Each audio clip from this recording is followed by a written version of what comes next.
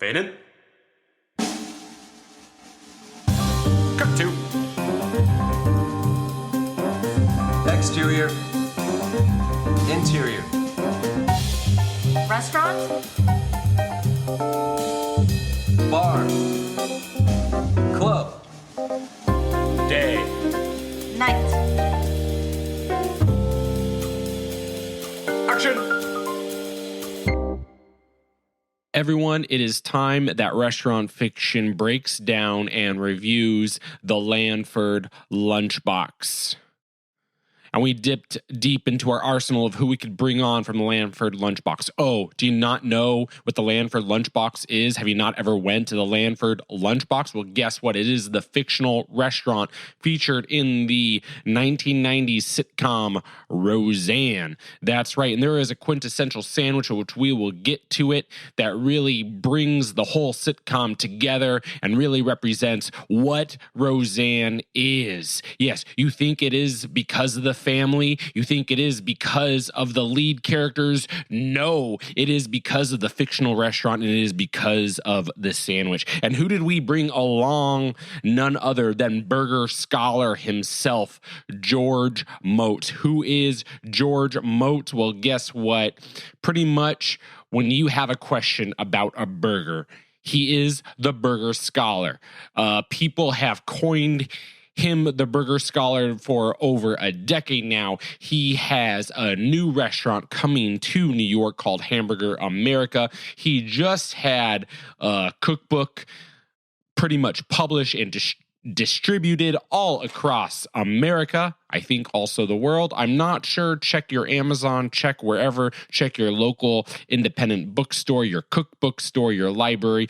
Anyway, it is called The Great American Burger Book. Also, he is featured on First We Feast, the same platform that hosts amazing content, amazing food content like the ever so popular Hot Ones. George Motz is on the Restaurant Fiction podcast to talk about the loose meat sandwich and to review the Lanford lunchbox on Restaurant Fiction, the podcast that reviews every single fictional restaurant, bar, and club in TV and film. And I am very honored that George took the time. I'm very humbled. Oh yeah, my name is Monis Rose. Anyway, let's get to it. Let's get to know George. Let's get to know the loose meat sandwich. Let's bring it all back to the Lanford lunchbox. Go. For all of our listeners out there with Restaurant Fiction, this is going to be a very, very short review. We're just going to cut it to brass tacks. We're not going to put any kind of flowery restaurant review that we normally do into this restaurant. Because why? We're talking about a sandwich. We're talking about America's sandwich. Now, that could be the burger, or it even could be, say, a spinoff of the burger called the loose meat sandwich. Who specializes in the loose meat sandwich? It is, of all places, in a suburban community in Illinois called the Lanford Lunchbox. Now, basically, what is the loose meat sandwich? Well, it's pretty much a sloppy Joe without the slop and without the Joe. Like that's really it. So you take all that tomato sauciness out of it. It's still cafeteria style. So let's not, it's still, hey, you're in grade school and boom, this is what you're serving. This is what the lunch lady is slinging cafeteria style. Like boom, it's everything without that cafeteria style cookie. Now, what are the ingredients of a loose meat sandwich? Well, you got, your beef broth, and you got your butter, and you got your onions, and you got your vinegar and your Worcestershire sauce. I hope I'm pronouncing that correctly, in the steamed bun. The Lanford Lunchbox serves this in no frills.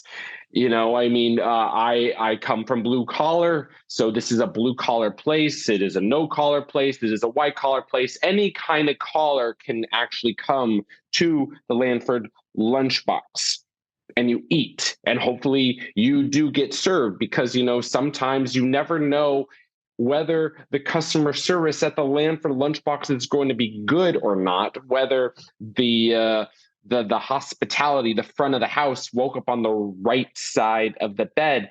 And those are chances you take, and those are chances worth taking. All right, so that is our very quick, short and snappy review, brass tacks review of the Lanford Lunchbox, featured in the OG sitcom Roseanne. We are talking to burger extraordinaire, influencer of all sorts, food documentarian, cinematographer George Motz. George, what is your take on that review? What do you have to add? What do you have to dissect? The floor is yours. It was not a great pronunciation of Worcestershire. That's all I have to say. It was definitely a valiant effort. Nice work. Other than that, great review of Lanford Lunchbox. It's also Illinois is where it was located, but I don't know if you know, should we talk about the history of the loose meat sandwich? Because this wasn't. No, it's an Iowa thing. Isn't it like a Sioux City, Iowa thing? Absolutely. It was started in Iowa, from what I understand. I actually don't think it was invented in Iowa. I think it was just, it managed to become very famous and very popular in Iowa, and it affected all the states around it. So if you've got Kansas on one side and you've got Illinois on the other, it definitely has affected other states around it, but there's no question about it that the core of the loose meat sandwich is in Iowa, because there's a very important company that has made it very famous called the Made Right, and it's spelled oddly. Instead of M-A-D-E right, it's M-A-I-D. Someone who might clean your house, for example, R-I-T-E. So strange spelling for something that is, it doesn't really describe what the sandwich is at all. But that has become synonymous with the name of the sandwich. At Lanford Lunchbox, they refer to it as a loose meat sandwich. Loose meats, I think they also refer to it as a tavern, don't they? Or a canteen. Yes, yeah. They call it a tavern or a canteen. It actually has many names. There's a reason why it's called the canteen, too, by the way, because they actually got their idea from a real place in Ottumwa, Iowa, called the Canteen Lunch. And so that's why their sandwich at the canteen is called I'm going to go get a canteen. That's where it comes from. That is awesome. So what do you love most about Lanford Lunchbox and loose meat sandwiches? I think the one thing I love about Lanford Lunchbox is that it told the story, became a character of the show. And it became a character that was perfectly quirky for that show. I mean, the show was very funny. The show was a perfect sitcom where they would talk about, subjects that were, somewhat mildly taboo and make them very funny in a Midwestern way. I think it was a dead-on show, dead-on sitcom for the Midwest to describe the comedic sensibilities of the Midwest. And it was perfect that they would have included this loose meat sandwich, because I'm telling you, and you know this too, outside of Iowa, pretty much nobody knows what the hell a loose meat sandwich is in the first place. And it became part of the joke. That's what I love about it. But what I personally like about the fact that they did choose back then the loose meat sandwich was that that helped keep this sort of tradition, this weird, wacky tradition of a loose meat sandwich alive. And to me, that's very important, because the loose meat sandwich is part of hamburger history. Even though it's technically not a hamburger, it still has all of the qualities of a hamburger without being a formed patty. It's served on a bun, a hamburger bun. It's usually in a place like Lanford, it was served, nothing more than mustard, pickle, and onion, and that was it. That's all you'd get. That's what you'd get at Canteen Lunch. That's what you'd get if you went to Made Right. That's what you'd get if you go to the New Way in Kansas. I could go on and on. Walk me through the George Motz loose meat sandwich special that you're feeding the community, you're feeding your children. It's so basic that it's ridiculous. All you're doing is instead of forming a patty and putting it in a pan, you're taking meat and crumbling it up, loose meat, crumbling it up and cooking it in a pan in its own fat. Then you drain the fat off. You crumble it and drain the fat off. You add nothing more than salt. A traditional loose meat sandwich is nothing more than salt. Some of the places out there will actually put some kind of seasoning in there. You can do that too, but then you're getting away from the traditional loose meat sandwich, which is really nothing more than steamed crumbled beef, and that is served on a hamburger roll with mustard, pickle, and raw onion, and that's it. What is the George Motz dream fictional restaurant? I will tell you exactly what it is. And I haven't talked about this in years. So thanks for bringing it back up again. It's not a TV show, not a movie. I have been working on a musical for Broadway. I have a great idea for a story. It's it's one of the common plots, in fictional writing. But it's a story where the name of the play is called Max Lunch. And it's a place that's only open for about an hour and a half, 5 days a week, closed on the weekend. No one knows why. But it's a 4-stool diner that's on one side of the stage. And it's run by 3 generations of a family. It's grandpa, dad, and the son.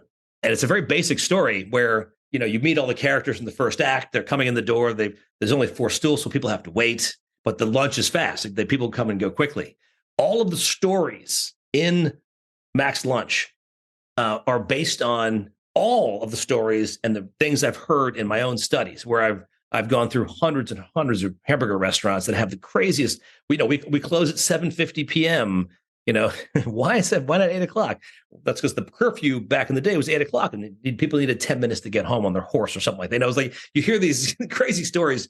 This is Jim. Jim loves eating here because he has no teeth, and it's a very soft burger. I'm going to take all the stories that I have from my studies of Hamburger America and put this into this one play. Should I keep going with the plot? It gets better.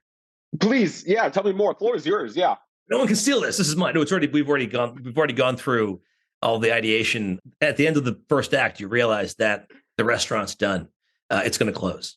After all, you've learned about these old folks that they have no teeth and like the soft burger. You've learned all the stories and the history of the actual restaurant. You find out that the dad has actually made a deal and he sold the restaurant to somebody else so they can make way for a big, I think it's like we're going to be talking about making an HVAC at the corner of a parking lot. It's a tiny little place just for a big box store.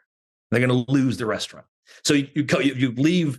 You actually leave the theater and you go to an intermission burger. There's a big burger served in the lobby, and then you realize this is gone. You have this sense that it can't happen. And I love the look on your face, by the way. The next thing you find out when you go back in to watch the second act is that people are saying, you can't. This is part of our history. This is part of this town. It can't go away. And I said, why not? We made a ton of money. And so is it about money? Is it about David and Goliath? Is it about what's the solution here? How do we fix this? And at the very end of the play, you find the grandfather, who's said nothing because he's very old and kind of senile. He says, wait a minute, Uncle Joe owns that piece of property over there on the other side of the stage, literally. And they buy the piece of property and they literally physically pick up the restaurant, they slide it across the stage, and they live happily ever after. There are stories in Hamburger America, in my hamburger world, where a restaurant has lost a lease, or for some reason they had to move, and they have physically picked up the building and either dragged it across the property, brought it to another side of town, or taken it apart piece by piece and built it somewhere else. That's a real thing. So to me, every story that you hear when you're watching this play is going to be based in reality. I need you to put on your cinematographer, your food documentarian hat for me for a second. You're doing a food doc, which will premiere at the Food Film Festival, of the Lanford Lunchbox and its loose meat sandwich. What is your strategy? How are you going to make it? What's the pre-production look like? The production, the post? Yeah, walk me through. You're doing just a special, or this could be for your next documentary on burgers in America. I would keep it as a documentary. I would want to have the realness of the people come through, because people, you can make up characters, and obviously Roseanne was a character herself. But the reality is, if you point a camera at somebody, anybody who lives and works and breathes this hamburger world, you're going to get some crazy stuff. You get some great stuff. I mean, I've done it before, and it really is amazing. If you let people speak themselves, you'd be surprised. You have no idea what they're going to say, and that actually becomes a great part of the story. A lot of times you watch television, there's lots of voiceover and lots of setup interviews, and they have questions, blah blah blah, and it becomes very canned. If you let the people just speak and then you edit what you have, you'd be amazed at what they come up with. They say the greatest shit. I mean, it's unbelievable. So to me, it's like if they can't tell the story, then you don't have a story. It's like, kudos to you. What are your tips and tricks of getting anyone to open up, become vulnerable on camera, and also develop a rapport? There's a trick I do have. I just did this recently, so I'm doing research from my next book right now. Whenever you walk into a restaurant and talk to them just on paper, asking questions about, how's the burger made? How long has it been open? Who owned it? Blah, blah, blah. They give you the canned answers. Oh, yeah. And someone drove through the window drunk one night. And it's the same stuff. Oh, you want this history? It's on the back of the menu. And you're reading the back. Oh, that's great. Okay. Great. I could have done that myself. Thanks. I could look at the back of the menu. But the trick is, if you hang out from, I've noticed it's over an hour. The time is actually 1 hour. If you spend more than an hour with somebody in a restaurant, owner or some character, I can guarantee that at the hour mark, they look at you like, "What are you still doing here?" And then they start to open up. It takes about an hour. And with the way I do it is I start looking around the restaurant and I say, "Oh, what's that? Why are those boxing gloves hanging from the ceiling? Oh, that's funny. It was to be a guy who drank at the bar. He was a boxer and he punched some guy in the face." And then you start getting all the real stories, all the good stories. I was sitting at a bar the other day in Atlanta, and someone said behind that sign there's a target and a bunch of gunshots because they used to sit here at the bar and shoot a 22 rifle at the wall back in the 50s. And some old guy was like, "I didn't know that. I didn't even know that story." Amazing. So if you sit there long enough, you will begin to get great stories. I love that. And I mean, moving away. So you also do, you're an influencer of sorts, you're on YouTube. What is the trick of always being engaging to your audience? Because I feel that is a gift, that is a skill to constantly be engaged. Like when you were on Jimmy Fallon, both you and him, like people don't understand, like to be on like that all of the time. Yeah. What are your tips and tricks for that? Actually, it's funny. I don't know. I can tell you though that I do a lot of research before I start a show. I have a lot of facts in front of me. We just did a show. I just recorded a show for Snacked on First We Feast, and a lot of people go on that show and they just talk about why they like a snack, and they're being asked questions about the director about like, what's this sense memory for you as a child? But I actually went a little deeper. I'm a historian. I like to make sure people understand that there's a great history behind just about everything. There's a history behind everything you do, you wear, you say, you smell, you eat. Everything has a history to it. You have to lock into it. We were talking specifically about Doritos. Does anybody in the room know the history of the Dorito? Crickets. No one knew where the Dorito came from. They assume it just comes from the store and I go buy it and eat it. No. It actually has a really cool history. It was invented by a guy in a restaurant at Disneyland in 1964. They were just trying to find a way to use leftover tortillas. So they cut them into quarters, which made that shape, dropped in the deep fryer, and the Dorito was born. And I find that totally fascinating. So yes, if you can actually have just a list, the tiniest bit of information that takes that thing you're talking about one step further, that's engaging. Also, for all of our listeners out there, if they ever need great fire starter when camping, use Doritos. Cool Ranch Doritos, light them up, and boom, that gets the wood. Come on. Fire. Yeah, kidding me? Really? I am not kidding you at all. Like, yes, exactly. That's awesome. You don't want to know what's currently in Dorito, but for whatever reason, you want fire starter, you don't need to use lighter fluid. No, you use Doritos. I didn't know. That's great. Wow. Okay, there you go. I'd rather eat them though.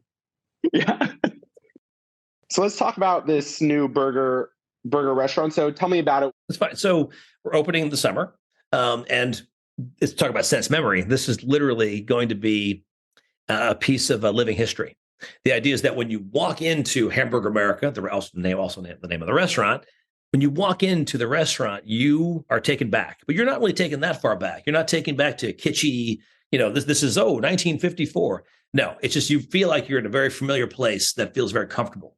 The idea is that we're trying to build a place that feels familiar, but still is a fairly modern place. Modern? I mean, all the recipes in the restaurant are taken from somewhere else. They're an approximation of the places that I love so much in my personal Hamburger America. And I don't mean just hamburgers. We're also going to have very important, historically important drinks on the menu. I mean, obviously soda, that kind of thing. But we're also going to have milk. People don't really have milk on menus anymore. We're going to have chocolate milk, coffee milk. I don't know if you know what coffee milk is, but it's just the specialty of Rhode Island. We're going to have actual coffee syrup that goes into coffee milk. It's not just going to be a coffee with lots of milk in it. It's like a chocolate milk, but with coffee syrup. And then there's the Israeli mocha milk, which is a combination of chocolate and coffee syrup together in milk. It's fantastic. It's a good milk program we have got going for sure. We're going to have there's a lemonade that comes from other places out in Sheepshead Bay. We're going to basically make the same lemonade. It's fairly evocative, fairly simple, but at the same time, it's very familiar. You took your burger on the road. You had a bunch of pop-ups pretty much all over the world. What made you settle for New York? Why not any other of the awesome cities you went to? Well, I live here. Easy. I was close to home.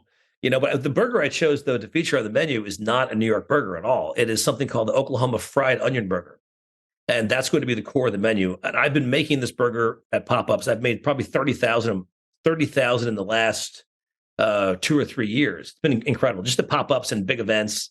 I've done Complex Con in Long Beach. I've done events in Paris, Stockholm, Copenhagen, you name it. And I've had the greatest time doing it. It's been so much fun. But I've only made that one burger, the Oklahoma Fried Onion Burger. And there's a reason why. It's because to me, that is one of the closest burgers to the original American hamburger. Before there was ketchup and mustard and everything else, onion was basically the first condiment. So at some point, just before the Depression started, people started to press thin sliced onions into beef and create this flavor bomb. Basically, it was an incredible flavor for a burger with the basically 50-50 beef to onion. And that happened in Oklahoma in 1922. And since then, you go to Oklahoma and you ask for an onion burger, it's still there. It's the same damn burger 100 years later. So that's why I've been making the burger. To me, that burger has great roots in American hamburger history. And I feel like this is one of the most important burgers I could be making. How did the burger become your thing? Like not the pizza, not pasta, not a taco. Yeah, the burger. It was actually a complete fluke.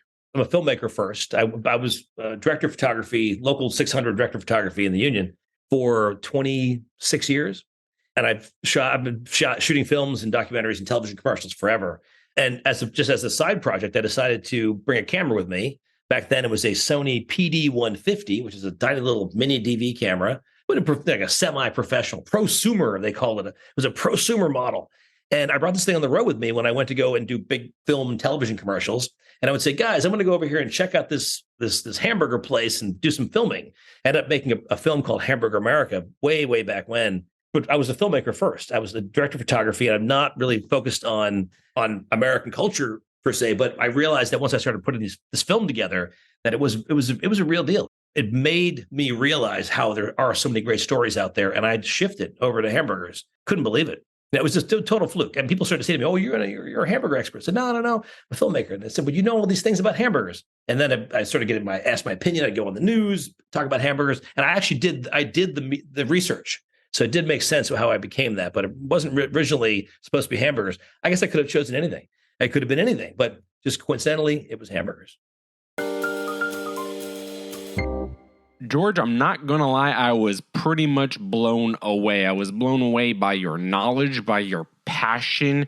This episode honestly, truly made me hungry. Even if I never did a single lick of research on you, I could just tell from the conversation, you know burgers, my friend. And also, you are welcome back anytime to discuss any fictional burger joint featured in TV and film. And there is a plethora of them. There's always the Big Kahuna Burger from Pulp Fiction. There's the Bob's Burgers. There's Good Burger. Anyway, the list goes on and on and on. All right, follow George, see what he's up to. Go to his Instagram. I mean, that is the latest and greatest news updates, whereabouts of what he is doing, all the creative, awesome things he is doing to bring joy to not only this beautiful nation, but this beautiful world. And that is at Motz Burger. And it is the one with the blue check mark. That's right, Motz Burger, Burger. If you want to read his work, well, get his latest and greatest. He has other works as well, but his latest and greatest is The Great American Burger Book. His newest brick and mortar restaurant is called Hamburger America, and that will be opening this summer. He is on the YouTubes with a part of First We Feast. You could check him out there. As for us with Restaurant Fiction, we really appreciate you for listening. And until next time, keep it real, keep it fresh, and keep it on the flip side. Cut to Exterior. Interior. Restaurant? Bar. Club. day. Night.